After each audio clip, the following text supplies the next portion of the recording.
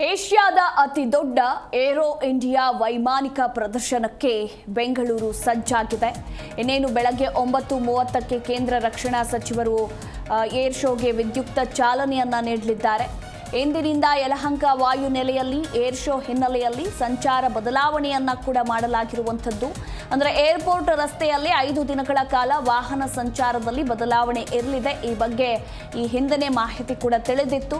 ಇನ್ನು ಏರ್ ಶೋಗೆ ಉಚಿತ ಪಾರ್ಕಿಂಗ್ ವ್ಯವಸ್ಥೆಯನ್ನ ಕಲ್ಪಿಸಿಕೊಡಲಾಗಿದೆ. ಅಷ್ಟೇ ಅಲ್ಲ, ಉಚಿತ BMTC ಬಸ್ ವ್ಯವಸ್ಥೆಯನ್ನ ಕೂಡ ಕಲ್ಪಿಸಿಕೊಡಲಾಗಿರುವಂಥದ್ದು. ಇನ್ನು ಬೆಂಗಳೂರು ಟು ಬಳ್ಳಾರಿ ರಸ್ತೆ ಸುತ್ತಮುತ್ತಲಿನ ರಸ್ತೆಗಳ ಸಂಚಾರದಲ್ಲಿ ಬದಲಾವಣೆ ಇದೆ.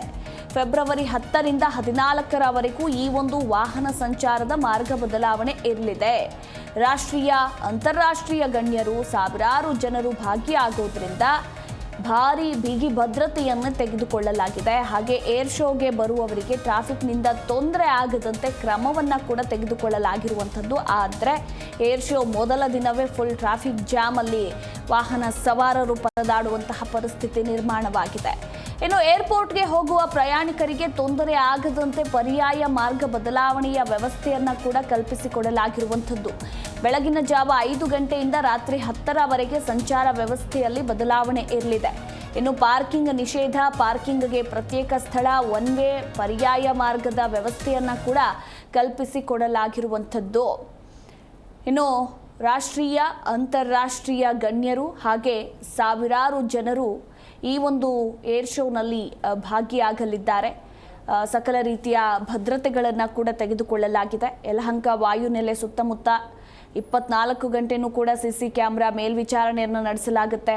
ಇನ್ನು ತುರ್ತು ಪರಿಸ್ಥಿತಿಯನ್ನು ನಿರ್ವಹಿಸೋದಕ್ಕೆ ವಿಪತ್ತು ನಿರ್ವಹಣೆ ಹಾಗೆ ಅಗ್ನಿ ಸುರಕ್ಷತಾ ಸಮಿತಿ ಸಜ್ಜಾಗಿದೆ. ಲಕ್ಷಾಂತರ ಜನರು ಒಂದು ಕಡೆ ಸೇರೋದ್ರಿಂದ ನೆಟ್ವರ್ಕ್ ಜಾಮ್ ಆಗದಂತೆ ತಾತ್ಕಾಲಿಕ ಮೊಬೈಲ್ ಟವರ್ಗಳು ಹಾಗೆ ನೆಟ್ವರ್ಕ್ ಬೂಸ್ಟರ್ಗಳನ್ನು ಕೂಡ ಅಳವಡಿಕೆ ಮಾಡಲಾಗಿದೆ.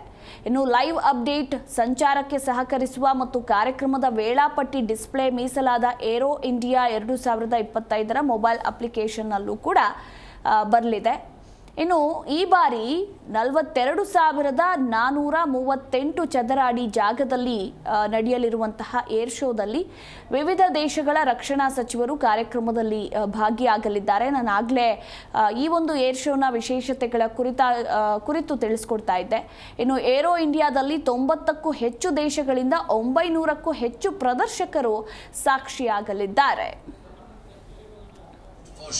Are in service with the Army and Air Force, a world which can land and take off at an altitude of 6,000 meters with considerable armament load. The light utility helicopter LUH is a high. Zee Kannada News ಈಗ ನಿಮ್ಮ ಮನೆಯಲ್ಲೇ ನೋಡಿ. ಎಲ್ಲ ಕೇಬಲ್ಗಳಲ್ಲಿ ಈಗ ಲಭ್ಯ.